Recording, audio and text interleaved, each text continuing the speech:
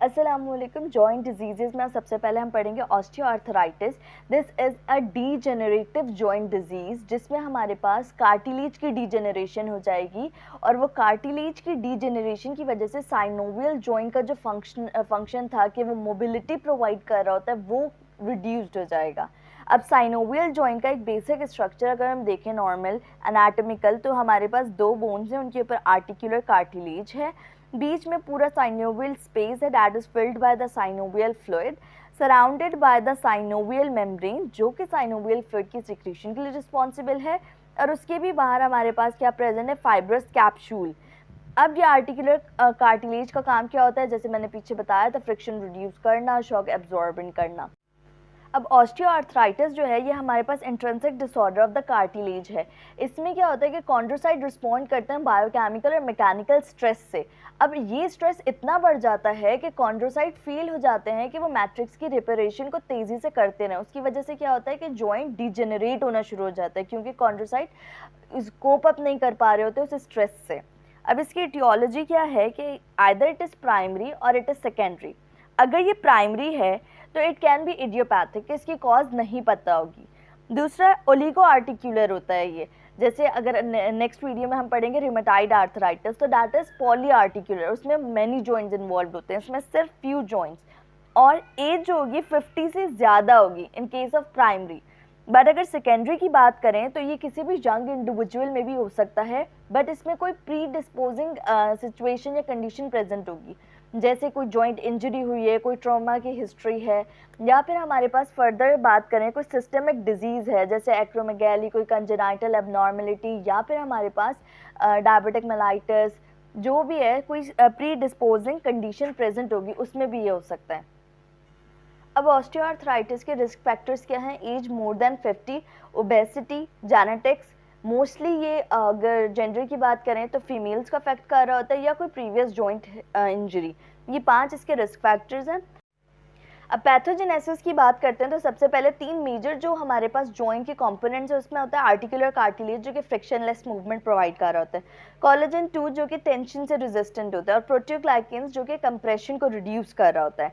अब हमारे पास होता क्या है इसकी पैथोजेनेसिस में कि सबसे पहले कॉन्ड्रोसाइट्स इंजर्ड होंगे। अब कैसे होंगे, जेनेटिक्स मैंने जैसे रिस्क फैक्टर बताया, जेनेटिकल फैक्टर्स हमारे पास, दूसरा हमारे पास एजिंग 50 ईयर्स से ज़्यादा, एनवायरमेंटल फैक्टर, ओबेसिटी, कोई बायोकेमिकल स्ट्रेस।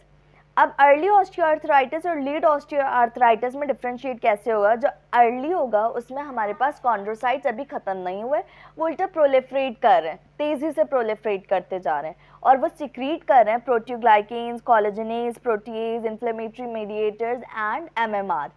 अब क्या होता है, ये सारी जो चीज़ें हैं ये मैट्रिक्स की रीमॉडलिंग को एड अप कर रही होती हैं कि मैट्रिक्स दोबारा बन रहा है, जो हमारे पास डीजेनरेट हुआ है उसकी सिंथेसिस हो रही है, मगर it will add into the secondary degree of inflammation. क्यों?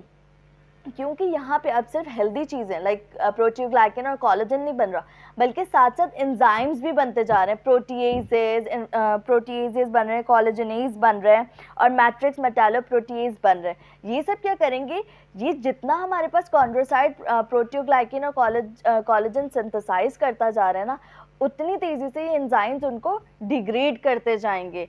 तो ये हमारे पास जितना सिंथेसाइज हो रहा है उतना ही डिग्रेड होता जा रहा है। मेटालोप्रोटीएज क्या करते हैं, ये कोलेजन की डिग्रेडेशन करते हैं, और एक और एंजाइम्स होता है एग्रीकिनेजेस जो कि प्रोटियोग्लाइकेन्स की डिग्रेडेशन कर देते हैं।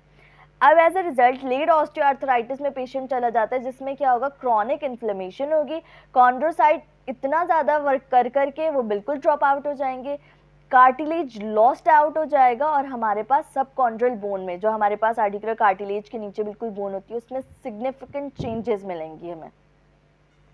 तो ये थी हमारे पास पैथोजेनेसिस ऑफ ऑस्टियोआर्थराइटिस, जिसमें कॉन्ड्रोसाइट इंजरी इतनी बढ़ जाती है कि वो बिल्कुल ड्रॉप आउट हो जाते हैं और सब कॉन्ड्रल बोन में हमें चेंजेस मिल रही हैं।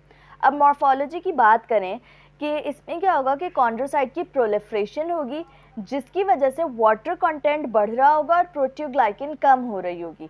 अब जब पानी बढ़ रहा है और जो सॉल्यूट प्रोटियोग्लाइकेन्स हैं वो कम होते जा रहे हैं, तो उसकी वजह से क्या होगा कि हमारे पास मैट्रिक्स में हॉरिजॉन्टल और वर्टिकल जो हमारे पास क्रैकिंग मिलेगी हमें।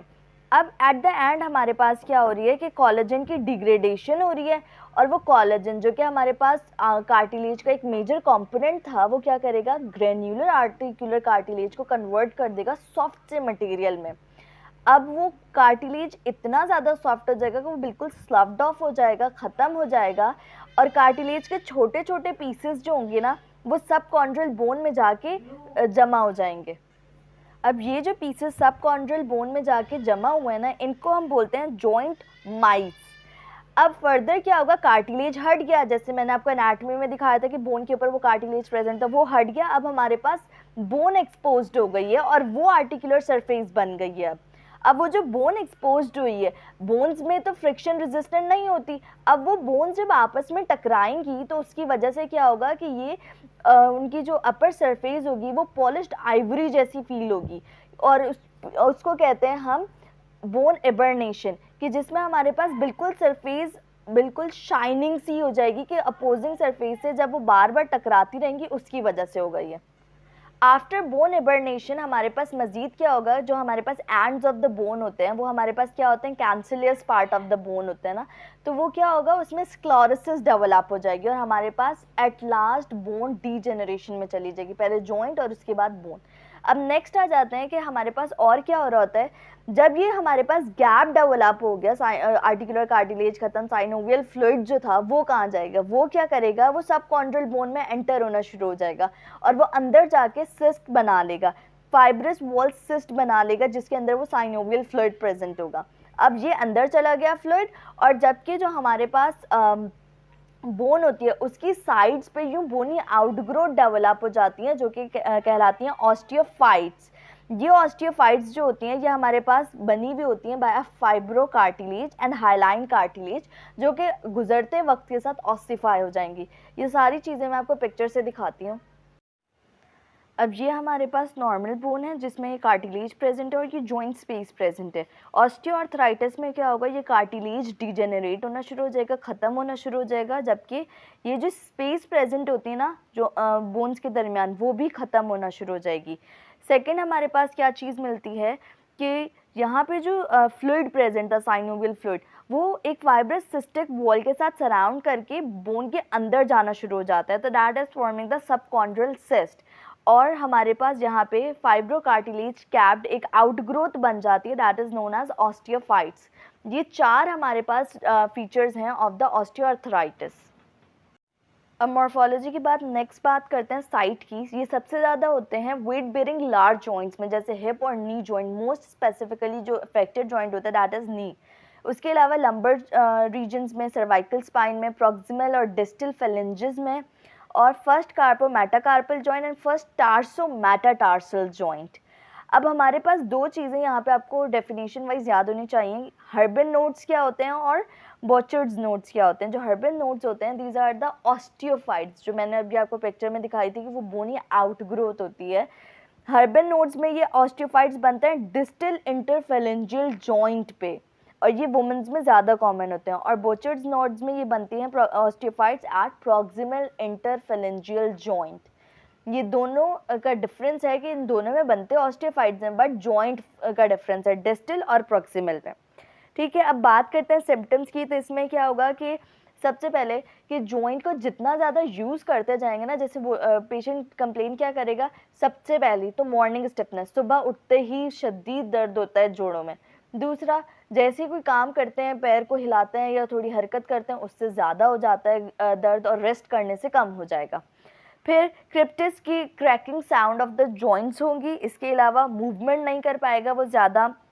और हमारे पास अगर ये हमारे पास ये वर्टिब्रल रीजन को इन्वॉल्व कर रहा है, तो स्पाइनल फोरामिना पे अगर प्रेशर पड़ता है बाय दिस ऑस्टियोफाइट्स आउटग्रोथ्स की वजह से, तो नर्व रूट्स कंप्रेस्ड हो सकते हैं और उसकी वजह से हमें पता है पैरालिसिस वगैरह के चांसेस होते हैं। दूसरा, कंप्रेशन मिलेगी, रेडिकुलर पेन मिलेगा, नर्व्स के इन्वॉल्वमेंट से रेडिकुलर पेन मिलेगा, मसल स्पैज़म, मसल एट्रोफी, क्योंकि ये नर्व्स ही होती है ना जो डिफरेंट एरियाज़ के डिफरेंट मसल्स को सप्लाई कर रही होती हैं, तो ये सारी चीज़ें मिल सकती हैं अगर नर्व्स भी इन्वॉल्व हो जाएँ इसमें। इन्वेस्टिगेशंस की बात की जाए तो इसमें हमारे पास जो ब्लड होता है उसमें लाइक CBC ESR पे तो ज़्यादा इफेक्ट नहीं पड़ता।